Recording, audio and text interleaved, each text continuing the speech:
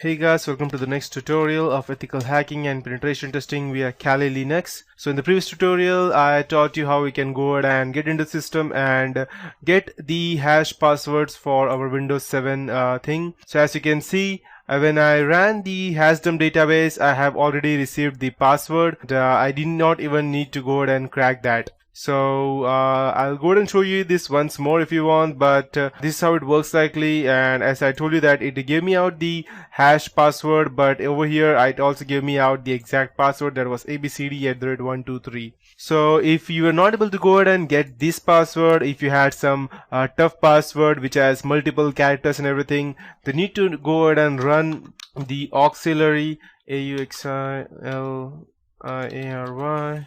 run auxiliary slash analyze and slash JTR, I believe it, crack underscore fast, run auxiliary analyze fast. Let me just check if I have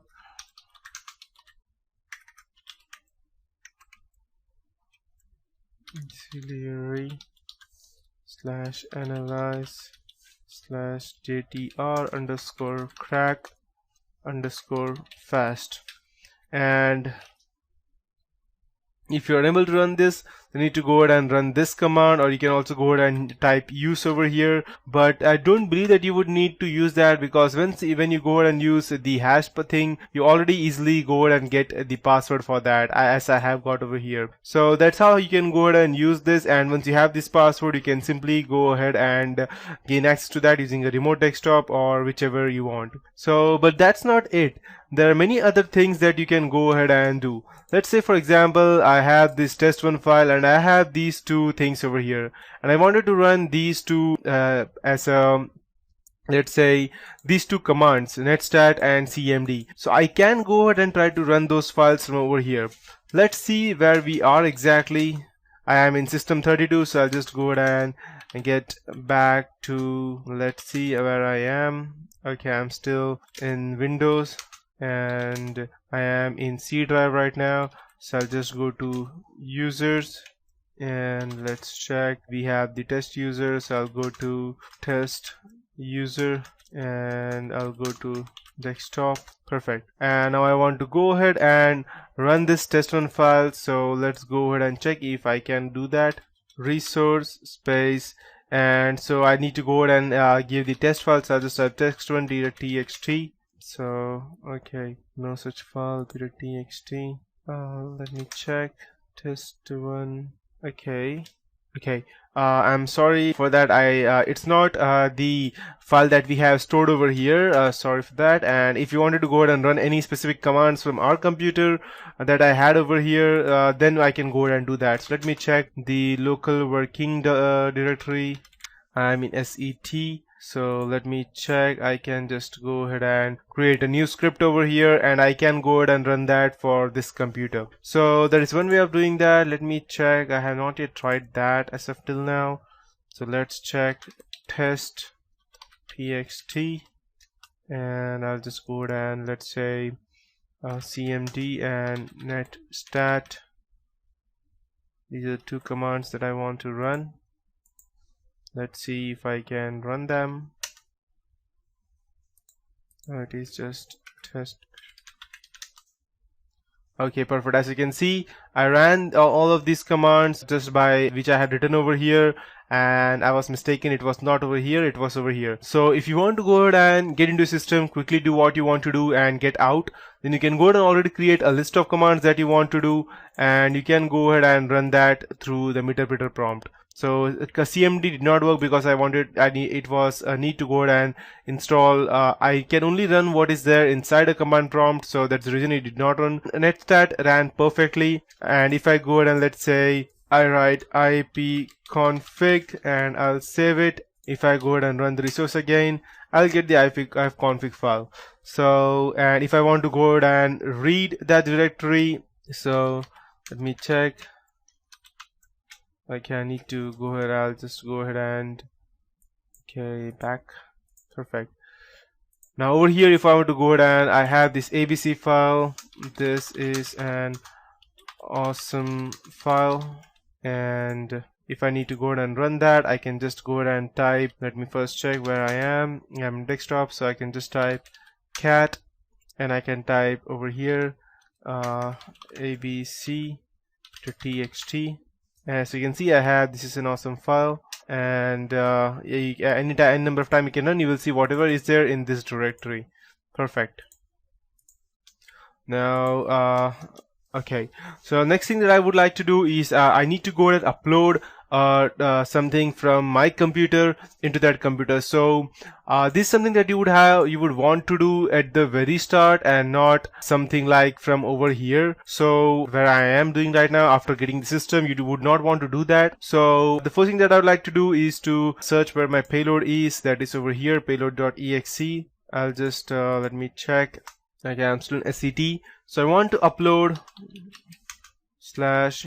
/user share SCT and payload.exe, and now I want to state where I want to go ahead and run that or upload that. So I'll have to type the specific place's name.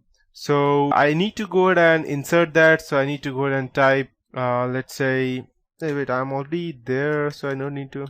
Perfect. I can straight away go ahead and do this. So I'll just type C:, and let's say I want to go ahead and just need to go ahead and insert this later on. First I need to insert the route where I want to go, and the name of the file would be, let's say, if I want to copy it into the C drive, or let's say I want to copy it on the test user, that is the desktop over here. So I'll type users, I'll just copy it, I'll just copy it from over here and paste it over here, and I can go ahead and C users, test user, desktop, and the name of the file would be, let's say, I want to copy it to the desktop, but I want it to be, I already have a payload on desktop, so I'll just copy it into C. Fine. So the name would be, let's say, for example, payload period exe, and I want to know where it is exactly, so I'll type /user, let me check if I could just go ahead and type payload.exe. Okay, command, no such file or directory, C/payload.exe. that would be the file name.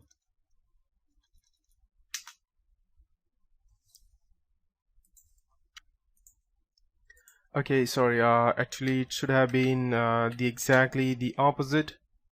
The payload should be over here, and the C drive should be over here. Okay, perfect, uploaded. So let's go ahead and check the C drive right now.